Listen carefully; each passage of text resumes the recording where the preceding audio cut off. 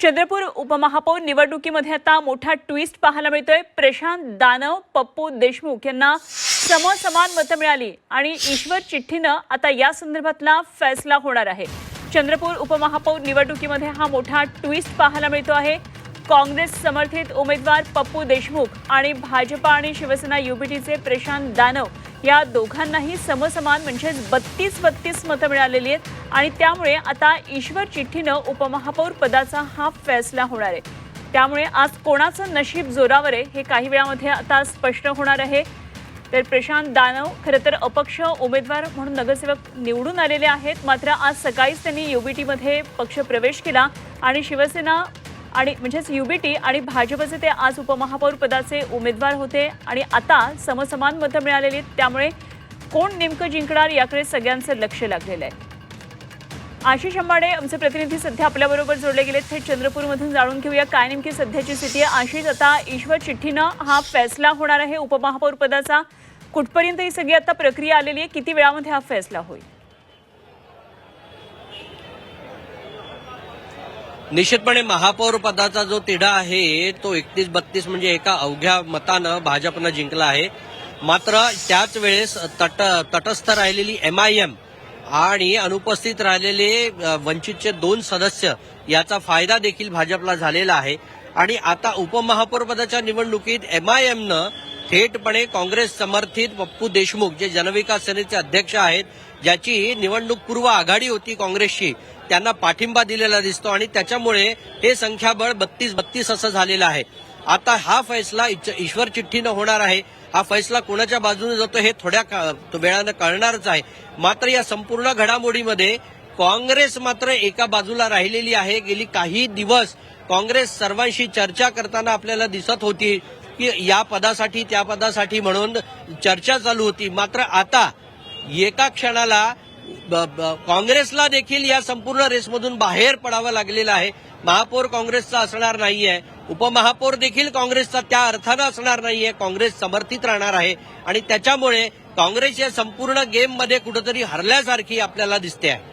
अगदी यावर काँग्रेसच्या नेत्यांची काही प्रतिक्रिया आशिष या दरम्यान मिळाली आहे का?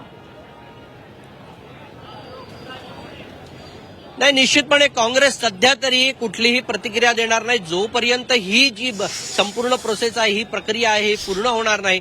आपण बघतो की एका ठिकाणी जे सुधाकर अडबाले काँग्रेसचं समर्थित शिक्षक आमदार आहेत त्यांच्या घरी एक बैठक झाली। स्वतः अडबाले, आमदार विजय वडेट्टीवार, खासदार प्रतिभा धानोरकर यांची बैठक झाली आणि प्रत्यक्षात काय झालं, काय घडायला हवं होतं याचीही चर्चा झाली। मात्र काही क्षणाआधी आपल्याला कळलेलं आहे की आमदार विजय वडेट्टीवार हे काँग्रेसच्या दिशेनं रवाना झालेले आहेत। त्याच्यामुळे आता ही प्रतिक्रियेची जबाबदारी खासदार प्रतिभा धानोरकर यांच्यावर राहील असं दिसतंय। सध्या तरी त्यांची प्रतिक्रिया बाहेर आलेली नाहीये। अगदी आज शिवसेनेनं जे मोठं पाऊल उचललं आणि भाजपला पाठिंबा दिला, खरं तर आज सकाळी इकडे मुंबईमध्ये संजय राऊत म्हटले होते की भाजपला काही करून आम्ही पाठिंबा देणार नाही असं त्यांनी सांगितलेलं असताना देखील एक वेगळं पाऊल युबीटीनं चंद्रपूरमध्ये आज आपल्याला उचललेलं पाहायला मिळालं। तर या संदर्भात काय नेमकं तिथल्या युबीटीच्या नेत्यांचं म्हणणं आहे आणि हे विरोधकांच्या हातामध्ये किंवा भाजपच्या हातामध्ये एक आयतं कोलीत दिल्यासारखं नाही का टीकेसाठी? एक गोष्ट आपण समजली पाहिजे, थोड्या वेळापूर्वी संदीप गिरे यांचं देखील आपण बाईट चालवला, त्याच्यामध्ये त्यांनी असं म्हटलं होतं की अगदी महापालिका निवडणूक जेव्हा जाहीर झाली तेव्हापासून आपण बसूया, महाविकास आघाडी म्हणून पुढे जाऊया अशा पद्धतीची चर्चा करण्याचा सुतोवाच असा पुढाकार संदीप गिरे यांनी घेतला। मात्र महापालिका निवडणुकीची चर्चा, जागा वाटप, उमेदवारी याबाबत बोलायलाच काँग्रेस तयार नव्हती। काँग्रेसच्या बाजूनं सर्व जनमत आहे।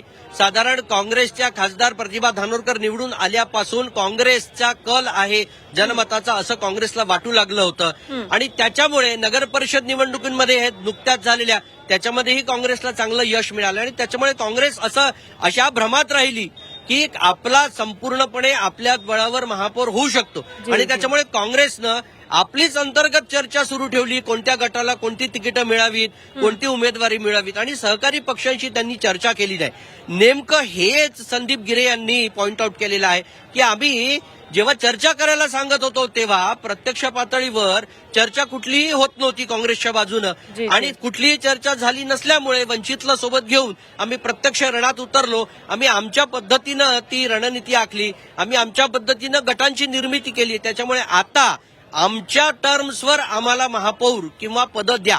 मात्र त्यासाठीशी कुठलीही चर्चा सकारात्मक सफल पातळीवर पोहोचली नाही आणि त्यामुळे उबाठाला स्थानिक पातळीवर अशा पद्धतीनं भाजपसोबत जाण्याचा निर्णय घ्यावा लागला असं संदीप गिरे म्हणाले. आणि त्याच्यामुळे हे जे समीकरण आहे भाजपसोबत जाण्याचं हे शक्य झालं. जी अगदी खरे. आशिष, आता आपल्याला प्रतीक्षा आहे ती उपमहापौर पदाची निवड कशी होती आणि कोणाचं नशीब हे आज बलवत्तर ठरते हे बघणं गरजेचं आहे. कारण ईश्वर चिठ्ठीनं आता हा फैसला होणार आहे. निश्चितच याची आता आपण प्रतीक्षा करूया. तुर्तास धन्यवाद आशिष, दिलेल्या सगळ्या सविस्तर माहितीसाठी. जरूर या संदर्भातल्या ताज्या घडामोडी आपल्याकडून जाणून घेत राहू.